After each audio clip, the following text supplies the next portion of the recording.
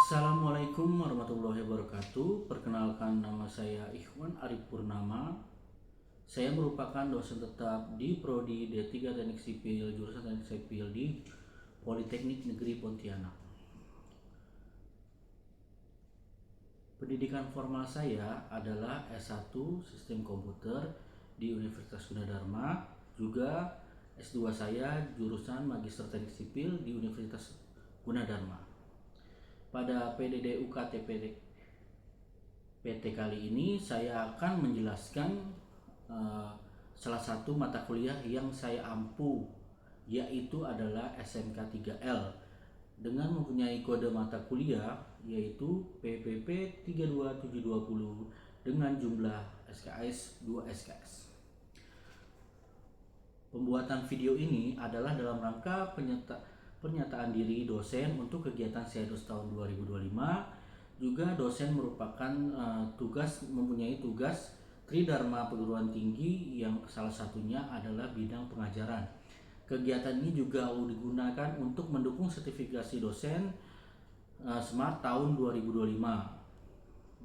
Adapun yang akan saya sampaikan adalah pada RPS kali ini, yaitu RPS SMK 3L. Pertama adalah deskripsi mata kuliah, yang kedua capaian mata kuliah, yang ketiga mata pembelajaran, yang keempat bentuk dan metode pembelajaran, yang kelima adalah penilaian. Mata kuliah SMK 3L merupakan mata kuliah wajib yang diberikan kepada mahasiswa semester 6 Prodi PPP atau Perencanaan Pemrograman di jurusan Sipil Politeknik Negeri Pontianak. Deskripsi mata kuliah SMK 3L ini adalah mata kuliah Sistem Manajemen Kesehatan dan Keselamatan Kerja. Ini membahas tentang penerapan dan peranan Sistem Manajemen Kesehatan Kerja atau SMK 3 dalam organisasi, meliputi perencanaan, pelaksanaan, pemantauan, dan pengukuran, tinjauan ulang, dan peningkatan kinerja K3 itu sendiri. Diharapkan kepada mahasiswa yang menempuh atau mengambil mata kuliah ini dapat mengetahui tentang peraturan-peraturan K3, standar-standar K3, baik APD maupun APK dan lain-lainnya. Yang kedua adalah capaian pembelajaran. Diharapkan mahasiswa mampu memahami potensi bahaya kecelakaan kerja dan kesehatan keselamatan kerja serta pencemaran lingkungan. Yang kedua, mahasiswa mampu mengetahui peraturan-peraturan kerja dan standar K3L. Yang ketiga, mahasiswa mampu menggunakan APD dan APK. Yang keempat, mahasiswa mampu melakukan pencegahan dalam pencemaran yang timbul akibat pelaksanaan kerja tersebut. Dan yang terakhir, mahasiswa mampu melaksanakan prosedur kerja, khususnya evaluasi kecelakaan kerja dan pembuangan limbah sesuai dengan peraturan yang berlaku. Yang ketiga, materi pembelajaran. Dalam K3 SMK 3L ini, materi pembelajaran yang akan diberikan yang pertama adalah pendahuluan, yaitu pengantar Sistem Manajemen Kesehatan Kerja Lingkungan atau SMK 3L. Yang kedua adalah penetapan bagaimana cara melakukan kebijakan-kebijakan K3. Yang ketiga adalah melakukan perencanaan K3. Yang keempat, pelaksanaan rencana K3. Serta yang kelima, pemantauan dan pengukuran tingkat resiko kerja. Yang terakhir adalah melakukan evaluasi atau tinjauan ulang dan meningkatkan kinerja K3. Yang keempat adalah metode pembelajaran.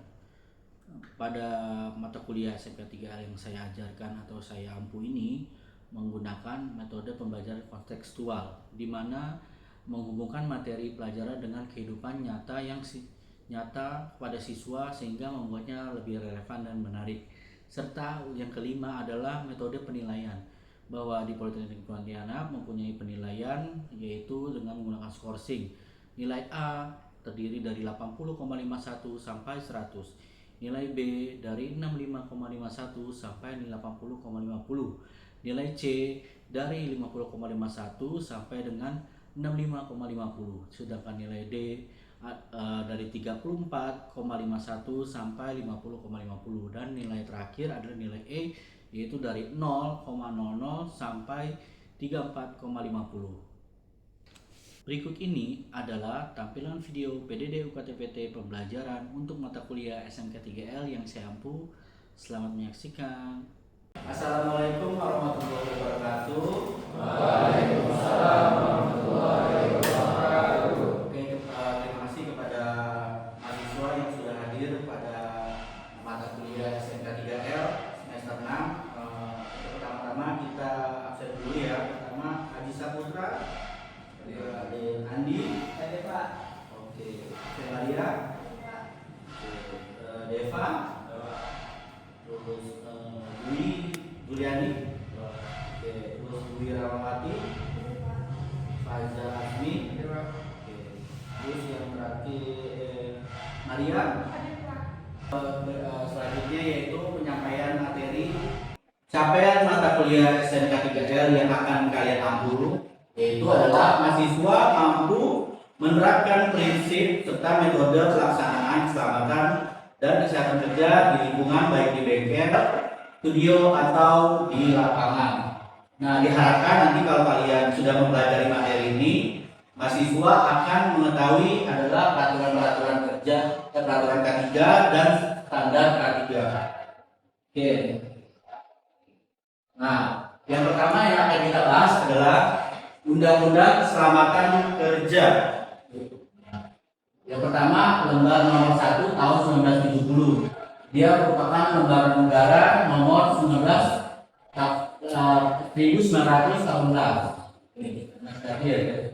Jadi latar belakang Undang-Undang K3 zaman dahulu itu adalah berdasarkan dari Perpres Letnan tahun 1970, yaitu pada saat zaman Belanda. Ya. Jadi sebelum ada Undang-Undang 70 yang nanti akan kita bahas nanti, dulu tuh namanya undang-undangnya di Belanda tuh Perpres Letnan 1910.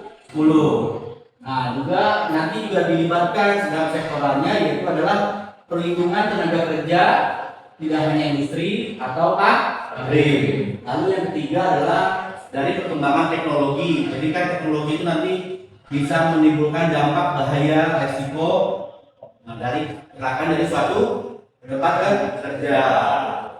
Juga sifat-sifat lainnya yang represif, yaitu yang ada pada undang-undang yang zaman Belanda yaitu tahun 1910 yang sudah tidak sesuai lagi. Jadi dari dasar itu, jadi pengertian undang-undang secara etimologis yaitu adalah memberikan upaya perlindungan ditujukan agar tenaga kerja dan orang lain yang bekerja selalu dalam keadaan selamat dan sehat, agar setiap sumber produksi perlu dipakai di lingkungan secara aman dan efisien. Oke, secara filosofis yaitu adalah konsep berpikir dan upaya nyata untuk menjamin kelestarian tenaga kerja dan setiap insan pada umumnya, serta untuk keilmuan yaitu adalah suatu cabang ilmu pengetahuan dan penerapan yang mempelajari tentang penanggulangan kecelakaan kerja di tempat kerja. Berikutnya, nah jadi dasar-dasar Undang-Undang 1970 itu dilakukan adalah yaitu dari pasal 5 dan pasal 20 serta pasal 27 Undang-Undang Dasar 1945. Nah, juga dibantu atau didukung dengan pasal 86 sama 87 paragraf 5 Undang-Undang Ketenagakerjaan. Lalu turunlah, akhirnya muncullah Undang-Undang tahun nomor 1 tahun 1970 tentang peraturan K3. Lalu dilaksanakan dengan turunannya peraturan pelaksana serta peraturan khusus serta PP atau Permen atau SE. SE itu SE ini apa nih? SE. SE akan tahu nggak? Apa? Nah, SE itu adalah surat edaran. Oke. Jadi surat edaran itu biasanya yang berhak mengeluarkan itu biasanya pimpinan suatu instansi atau presiden. Tuh, kita lanjut lagi ya guys. Berikutnya, nah ini yang tadi kita jabarkan pasal 27 ayat 2. Kenapa akhirnya nanti Undang-Undang 70 itu disahkan? Karena tiap warga negara berhak mendapatkan pekerjaan serta kehidupan yang layak bagi kemanusiaan. Juga Undang-Undang Nomor 14 Tahun 1969 tentang ketentuan-ketentuan dan pasal 10. Nah, berikutnya yaitu adalah UU TK yang baru, yaitu pada paragraf 5 keselamatan kerja pada pasal 6. Nah, setiap pekerja atau buruh mempunyai hak untuk memperoleh perlindungan atas keselamatan dan kesehatan kerja. Nah, ini juga perlu juga kita sebagai manusia harus menjaga moral dan kesusilaan, dan yang terakhir perlakuan sesuai dengan hak dan martabat manusia. Juga di pasal 2-nya atau di ayat 2-nya itu untuk melindungi keselamatan kerja bagi para buruh serta guna mewujudkan produktivitas. Serta yang ketiga adalah perlindungan yang masuk pada ayat 1 dan 2 dilaksanakan. Terus berikutnya pasal 86 yaitu cukup jelas. Yang pertama, yang kedua yaitu upaya keselamatan kerja dimaksud untuk memberikan jaminan keselamatan, serta yang ketiga adalah cukup jelas. Serta pasal 87 juga yaitu setiap perusahaan yang memiliki itu wajib mengikuti sistem manajemen keselamatan kerja. Juga yang kedua itu adalah ketentuan mengenai penerapan sistem keselamatan dan kesehatan kerja sebagaimana yang dimaksud pada ayat 1 diatur dengan peraturan pemerintah. Yang kedua itu adalah ketentuan mengenai penerapan sistem keselamatan dan kesehatan kerja sebagaimana yang dimaksud pada ayat 1 diatur dengan peraturan pemerintah. Oke. Terus kita lanjut aja ya. Nah, ini sanksi-sanksi biasanya ditujukan kepada perusahaan yang melakukan keteguran biasanya atau tidak peduli dengan para pekerja, yaitu dapat menteri atau pejabat menunjuk mengenai sanksi administratif serta tambahan ketentuan sebagaimana diatur pada pasal 5, 6, 15 dan lain-lain.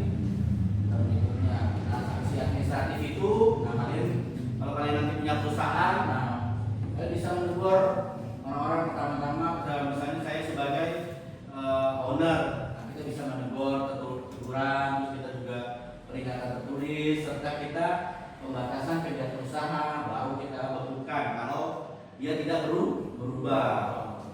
Oke, kita lanjut aja ya teman-teman. Nah, tujuan dari pasal ini yang terbit adalah setiap tenaga kerja berhak mendapatkan perlindungan atas keselamatan kerja. Juga orang lain juga yang berada di tempat kerja itu juga harus perlu mendapatkan perlindungan. Juga sumber-sumber produksi yang dapat dipakai secara aman dan efisien, ya. Juga untuk melaksanakan tujuan dengan melalui seperti misalnya kalau kalian melakukan melaksanakan kegiatan di kantor atau perusahaan, ya kita harus pertama-tama kita harus kampanye. Juga kita harus memberi masukan kepada masyarakat, memberitahuan pendidikan. Misalnya kalau kita punya perusahaan yang ada risikonya, kalian harus berjarak atau harus mengetahui apa yang harus dilakukan. Dan juga kita juga melakukan kebudayaan. Misalnya kalian ketika lagi pekerjaan di bengkel, misalnya pekerjaan menggunakan alat berat, jadi kalian harus menggunakan APD yang lengkap. Serta juga kita harus sadar bahwa K3 ini adalah diri kita. Jadi kalau kita tidak menjalankan K3 berarti kita membahayakan diri kita. Oke, ruang lingkupnya ya pertimbangannya dikeluarkan ini yaitu adalah pertimbangan landasan hukum serta bahan tubuh serta penjelasan. Nah, istilah jadi di dalam UU nomor 1/70 tentang keselamatan kerja itu ada istilah-istilah. Tempat kerja itu adalah bisa ruangan, bisa lapangan, juga bisa tempatnya tertutup, bisa juga tempatnya terbuka, juga dia bergerak atau nah, yang ruangan ini biasanya pekerjaan di kantor. Nah, kayak di ruangan kita nih, ya kan? Ini kan juga harus ada standar K3-nya. Jadi yang kedua adalah pengurus. Jadi setiap dalam Undang-Undang 1970 yang merupakan pengurus itu adalah pucuk pimpinan. Seperti apa? Biasanya manajer atau direktur. Nah, dia menurunkan tugas ke bagian K3 gitu. Terus nah, selain itu juga ada pengusaha. Nah, terus juga ada direktur, juga ada pengawas tadi yang saya jelaskan serta ahli keselamatan K3. Nah, juga ruang lingkup. Nah, di bab 2 nih, tempat kerja adalah wilayah hukum RI. Nah, seperti di darat, di dalam tanah, permukaan air, di dalam air, udara, serta rincian tempat kerja terdapat sumber bahaya seperti biasanya mesin, lingkungan kerja, sifat pekerjaan, cara bekerja, serta proses produksi. Nah, di dalam buku juga ada syarat-syarat yang terdapat di pasal 3, yaitu arahan dan sasaran yang dicapai melalui tahap pemeliharaan. Nah, terus juga kita juga mengatur prinsip teknis tentang bahan dan produksi teknis, kecuali di pasal 3-nya, di ayat 3-nya, ayat 1 dan 2 bila terjadi perkembangan iptek yang ditetapkan lebih lanjut. Jadi misalnya dulu tidak menggunakan mesin, terus berkembang menggunakan mesin, beda kan? Dulu bisa resikonya ke diri kita, sejak mesin kan kita bisa mengurangi resiko, akhirnya resikonya jadi 0 atau zero accident. Oke, di pasal 7 di Undang-Undang Nomor 1 Tahun 2010 juga terjadi di pasal 5. Direktur ini sebagai pelaksana umum serta wewenang dan kewajibannya sesuai dengan Kepmen tahun 1977. Nah, juga terdapat di pasal 6 adalah panitia banding yang belum diatur. Yang 7 adalah retribusi. Yang 8 adalah pengurus wajib memeriksa kesehatan tenaga kerja secara berkala sesuai dengan Permen 02 tahun 1980 dan Permen nomor 3 tahun 1983. Oke. Yang 9 dalam Undang-Undang Nomor 107 adalah pembinaan, yaitu pengurus wajib melakukan penunjukan serta menjelaskan. Terus juga dinyatakan mampu memahami pekerjaan, serta juga pengurus wajib pembinaan dan juga pengurus wajib memenuhi dan menaati syarat-syarat tadi. Ya, juga terdapat di pasal 10 itu adalah panitia pembina K3. Biasanya orang-orang ahli K3 yang menjadi pembina K3. Juga kecelakaan, gimana cara kita menangani kecelakaan, proses-prosesnya gimana, juga terdapat di dalam Undang-Undang 1970. Yang pertama, kewajiban pengurus untuk melaporkan kecelakaan, juga membuat SOP atau tata cara pelaporan dan pemeriksaan kecelakaan sesuai dengan permen yang berikut ini, yaitu Permen 03/Menteri/1998. Nah, di pasal 12 adalah hak dan kewajiban. Yang pertama adalah memberi keterangan benar kepada pengawas K3, juga memakai APD, juga memenuhi dan menaati semua syarat-syarat K3. Dan yang kedua adalah meminta kepada pengurus agar dilaksanakan syarat-syarat K3, juga menyatakan keberatan bekerja bila syarat-syarat K3 tidak dipenuhi. Jadi misal kalian nanti kerjaan di pembersihan, berarti kalau nggak ada syarat-syarat K3 atau APD yang digunakan sesuai dengan itu, kalian boleh meminta keberatan. Misal kalian lagi membuat pembersihan di atas, berarti kan membutuhkan sepatu, ya kan, membutuhkan body harness supaya tidak jatuh. Juga pada pasal 14 ada kewajiban pengurus. Nah, yaitu seperti menempatkan syarat-syarat K3 di tempat kerja, juga memasang-masang poster dan bahan pembinaan K3 untuk menyediakan APD secara cuma-cuma. Itu lagi ketentuan penutup. Nah, itu adalah pelaksanaan ketentuan pas-pasan diatur lebih lanjut dengan perundang-undangan. Juga ancaman pidana atas pelanggaran. Biasanya kalau ada pelanggaran serta denda maksimum 100.000 rupiah. Sudah pasal 16 diikut pasal 17 dan pasal 18 kalian bisa baca ya nanti untuk dipahami di rumah. Nah, peraturan organik secara sektoral juga secara bidang teknis. Peraturan pelaksanaan UU Nomor 1 1970 ya secara sektoral ya adalah peraturan-peraturan yang menyangkut. Nah, terdapat peraturan seperti PP 19 tahun 1973, PP tahun 79 serta Permenaker nomor 1 1997 serta Permenaker nomor 1 tahun 1980 tentang K3 pada konstruksi bangunan. Bidang teknis, nah itu inilah PP-nya ya guys ya. Jadi ada banyak, ada PP nomor 7, PP 11, Permenaker, Permenaker berjalan tekan, Permenaker install. Jadi semua itu sudah dibahas ya. Jadi sudah ada turunan dari Undang-Undang 1970. Oke. Nah, berikutnya kemudian ini juga terdapat Permenaker tentang kuil. Jadi instansi petir itu ada Permenakernya, listrik. Jadi kalau kalian bangun itu semua itu ada peraturannya. Jadi kalian lihat peraturan yang telah berlaku. Oke, demikianlah paparan saya pada mata kuliah hari ini, mata kuliah SMK 3L. Kira-kira ada yang mau ditanyakan nggak nih? Apakah Undang-Undang Nomor 1 Tahun 1970 masih digunakan pada saat ini, Pak? Masih relevan ya, karena dia memang undang-undang pertama yang diciptakan untuk menjadi standar, sehingga dia tetap masih berlaku sampai saat ini. Baik, Pak, terima kasih penjelasannya. Oke. Demikianlah paparan saya pada mata kuliah SMK 3L kali ini. Untuk lebih lanjutnya kalian nanti akan saya kasih tugas, yaitu berupa rangkuman tentang undang-undang yang mendukung atau turunan dari Undang-Undang 1970 yang dikumpulkan minggu depan ya.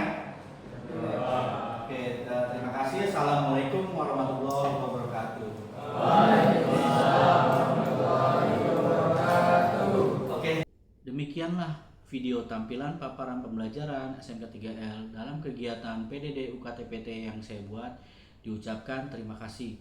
Wassalamualaikum warahmatullahi wabarakatuh.